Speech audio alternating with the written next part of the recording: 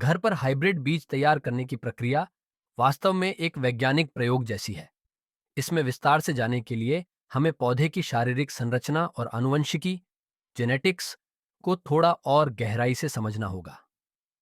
जब हम दो अलग किस्मों का मिलन कराते हैं तो हम उनके डीएनए को एक साथ ला रहे होते हैं। इस प्रक्रिया को हैंड पॉलिनेशन कहा जाता है। इसे और अधिक विस्तार से समझने के लिए हमें इसके फायदों और नुकसानों पर भी गौर करना चाहिए ताकि आप एक सफल ब्रीडर बन सकें। इस काम के लिए आपको कुछ औजारों की जरूरत होगी, जैसे एक बारीक चिमटी ट्विजर, एक छोटा पेंट ब्रश, बटर पेपर की थैलियां, धागा और रिकॉर्ड रखने के लिए एक डायरी। सबसे पहले आपको मादा पौधे के फूल में से पुंकेसर हटाने होते हैं, जिसे इमैस्कुलेशन कहते हैं।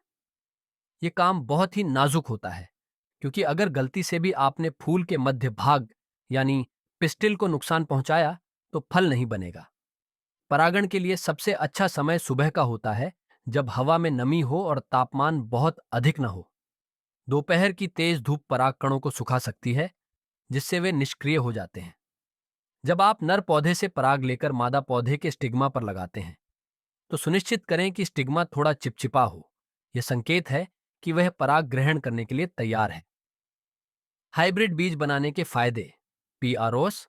हाइब्रिड बीज तैयार करने का सबसे बड़ा फायदा है हेट्रोसिस। हेट्रोसिस या जिसे हाइब्रिड विगर भी कहते हैं। इसका मतलब है कि हाइब्रिड पौधा अपने दोनों माता पिता से अधिक शक्तिशाली, तेजी से बढ़ने वाला और अधिक पैदावार देने वाला होता है। रोग प्रतिरोधक क्षमता। आप एक ऐसे पौधे का चुनाव कर सकते हैं जिसमें बीमारियां कम लगती हों और दूसरे ऐसे पौधे का जिसके फल बड़े हों। इनका हाइब्रिड अक्सर दोनों गुणों को अपनाकर बहुत मजबूत बनता है। बेहतर पैदावार। हाइब्रिड पौधों में फलों की संख्या सामान्य पौधों की तुलना में 20% से 50% तक अधिक हो सकती है। फलों की एक रूपता। हाइब्रिड पौधों के फल आकार, रंग और स्वाद में लगभग एक जैसे होते हैं, जो बाजार में बेचने के लिहाज से बहुत अच्छा रहता है। विशिष्ट गुण। आप अपनी पसंद के अनुसार कस्टमाइज्ड सब्जियां उगा सकते हैं, जैसे कि कम तीखी मिर्च या अधिक मीठा खरबूजा। हाइब्रिड बीज बनाने के नुकसान और चुनौतियां। कियोन्स। जहां इसके बहुत फायदे हैं, वहीं कुछ ऐसी सीमाएं भी हैं जिन्हें जानना आपके लिए बहुत जरूरी है ताकि आप बाद में निराश न हों। अस्थिर आनुवंशिकी, अनस्टेबल जेनेटिक्स। हाइब्रिड बीज की सबसे बड़ी कमी यह है कि आप इसके बीजों को दोबारा नहीं बचा सकते। अगर आप हाइब्रिड फल से निकले बीज को अगले साल बोएंगे तो वह पौधा अपने दादा दादी P1 जनरेशन जैसा हो सकता है। इसे सेग्रीगेशन कहते हैं, जिसमें हाइब्रिड के गुण बिखर जाते हैं। मेहनत और समय। यह काम बहुत धैर्य का है। आपको हर एक फूल को मैन्युअली पॉलिनेट करना पड़ता है। अगर आपके पास 100 पौधे हैं तो यह बहुत थका देने वाला काम हो सकता है। बीजों की कम उम्र। कुछ हाइब्रिड बीजों की भंडारण क्षमता शेल्फ लाइफ जैसी बीजों के मुकाबले कम होती है।